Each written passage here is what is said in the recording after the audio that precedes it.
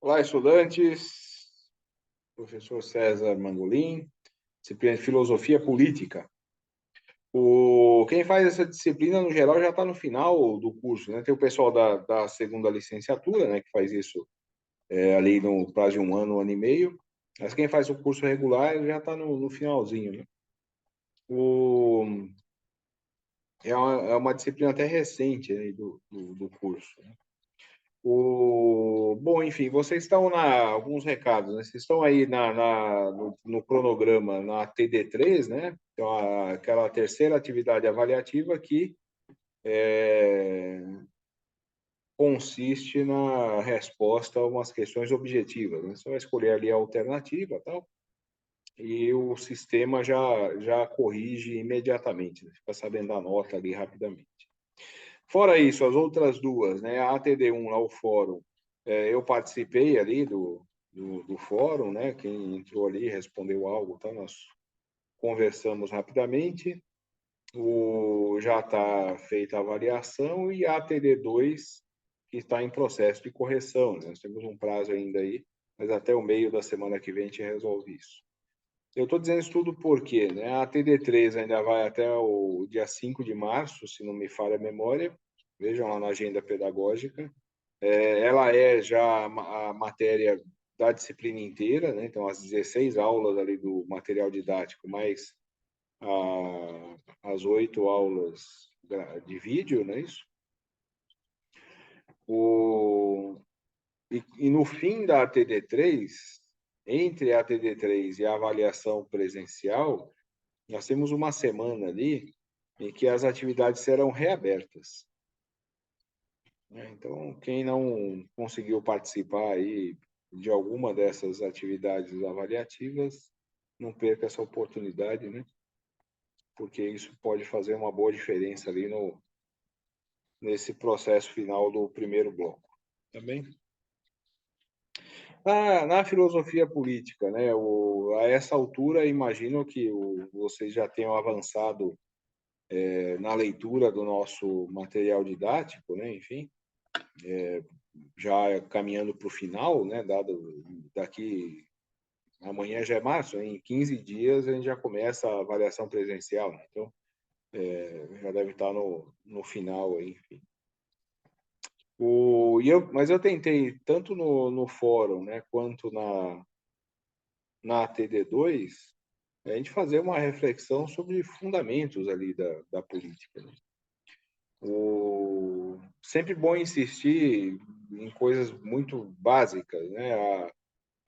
Embora a gente tenha a origem dos termos em dois idiomas distintos, né?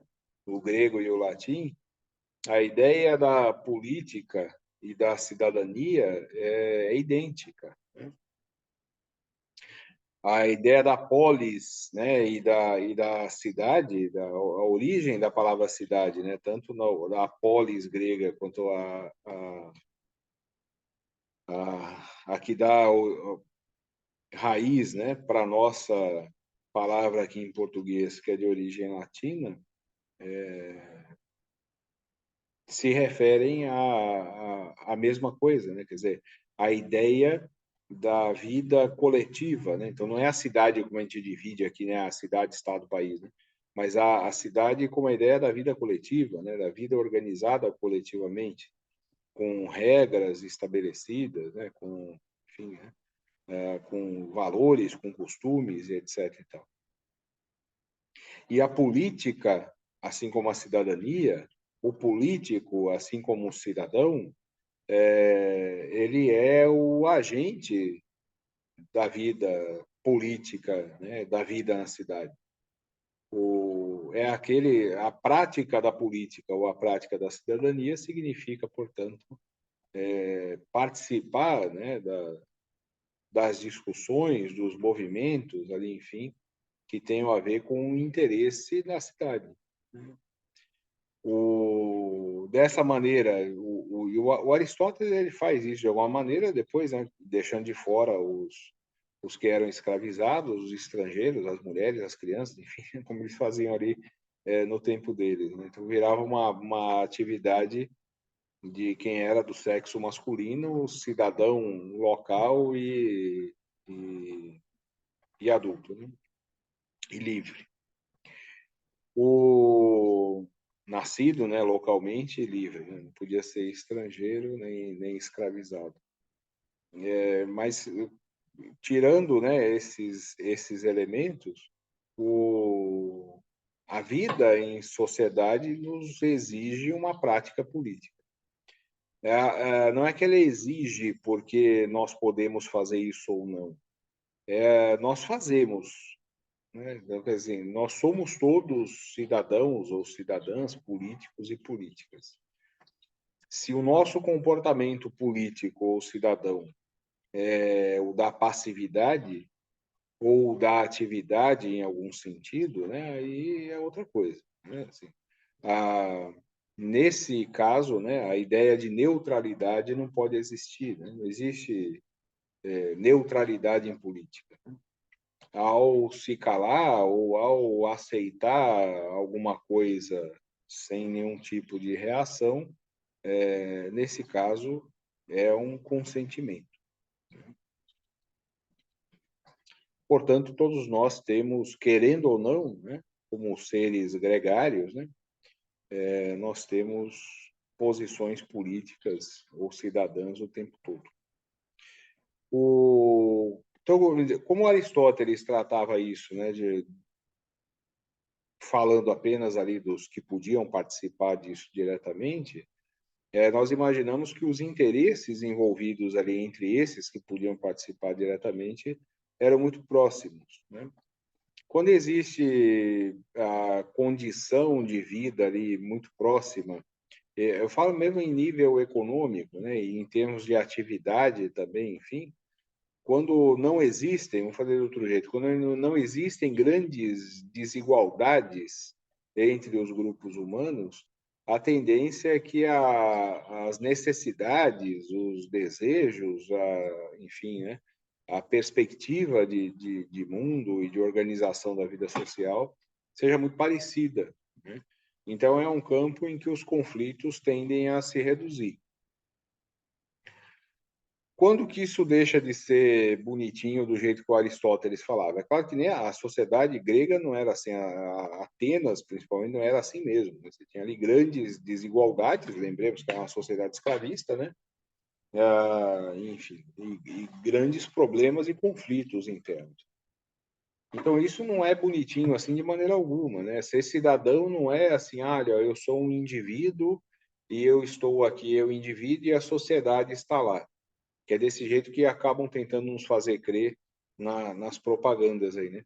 Então, eu sou um indivíduo, você também é, e a sociedade está lá. Então, nós estamos aqui na nossa vida, temos nós e a sociedade. E aí eu interajo com a sociedade de vez em quando. E eu posso fazer isso de uma maneira proativa e etc., e pensando no bem-estar de algum grupo ou no bem-estar coletivo, ou eu posso me abster disso e cuidar só da minha vida e pronto, né? Porque existe eu e existe a vida social.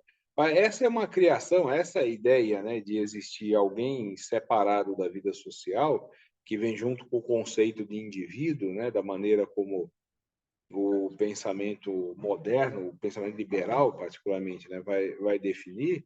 Isso é coisa do século XVIII já, né, do fim do XVII, começo do XVIII.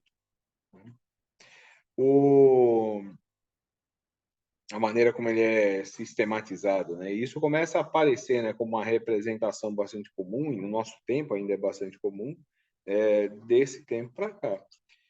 Não havia essa ideia de indivíduo, né, de um elemento isolado aqui que interage com a sociedade. Nós somos o tempo todo vida social, né? Não existe nenhum instante da vida que você não é produto do meio, dos costumes, das tradições, do lugar social que você ocupa num dado momento. Não existe momento algum que você não seja isso, né? Que você não seja produto da cultura, e a cultura ela é coletiva, ela não é individual. Você não traz nada de lugar algum, né, antes de ter nascido e receber as influências todas e dar sentido para essas influências todas ao longo da formação. Então, eu estou aqui conversando com vocês agora, sentado numa cadeira, olhando para um computador. Atrás de mim tem livros, né? Tem uma mesa aqui na minha frente. E para a nossa cultura isso é plenamente reconhecível, né? É assim que essas coisas devem ser feitas, né? Eu estou vestido aqui para poder gravar a aula e tal.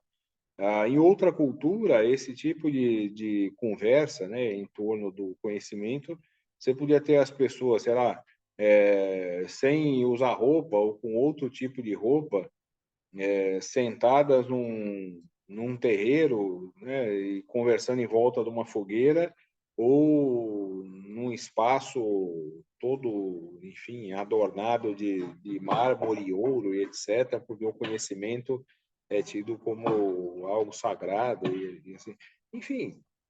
E aí o que nós fazemos aqui poderia aparecer lá como uma aberração, né? Assim como para nós é estranho quando nós encontramos costumes, tradições de culturas que não a nossa, né?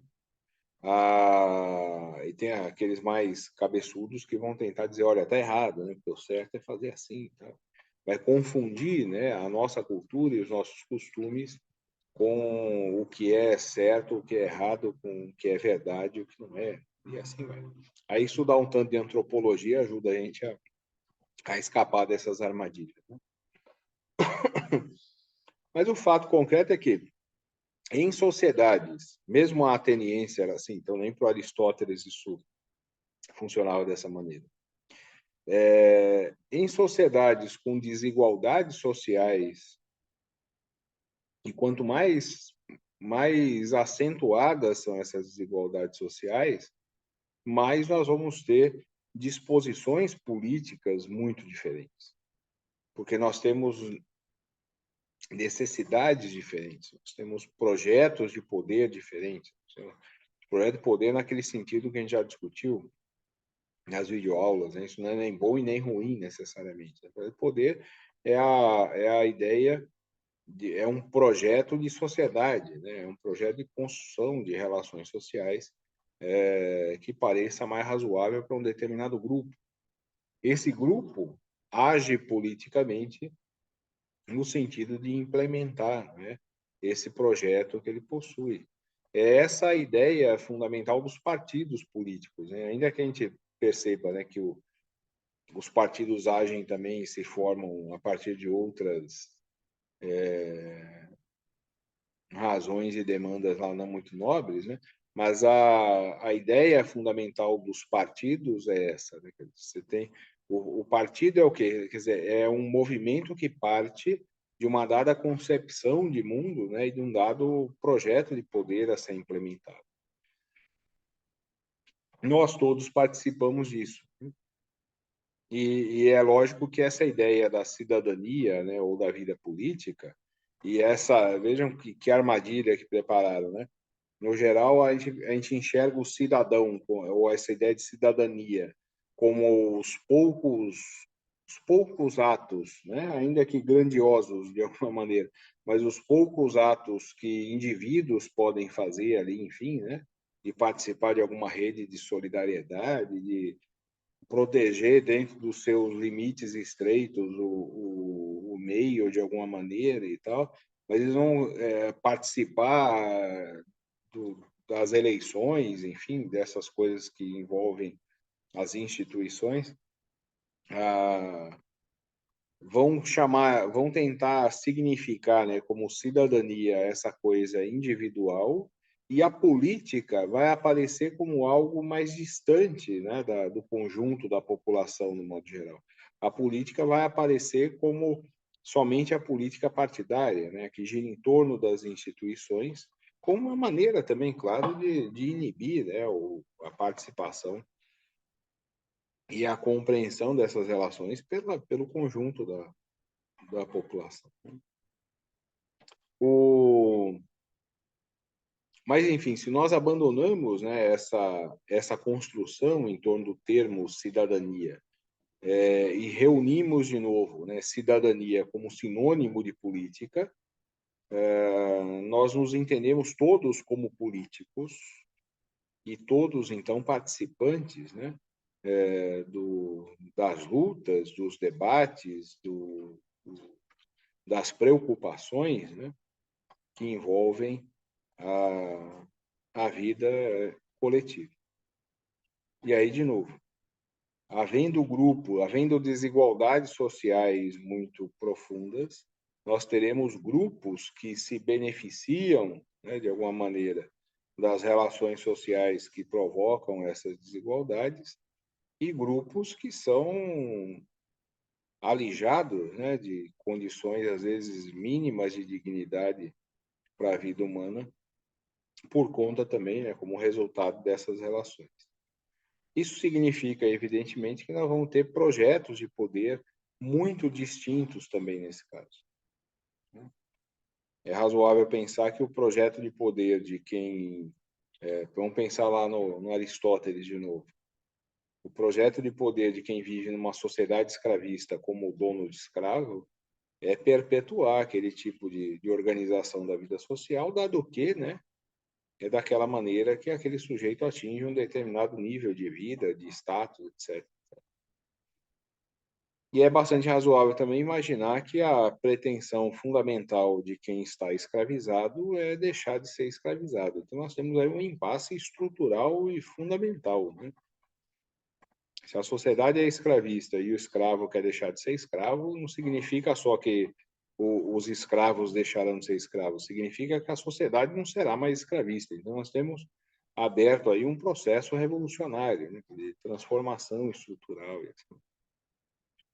Então, pensar essas relações políticas, né, e pensar isso, então, a cidadania e a política como sinônimos, isso nos coloca a todos, né, na cena da política mais geral. Quer dizer, todos nós, não só como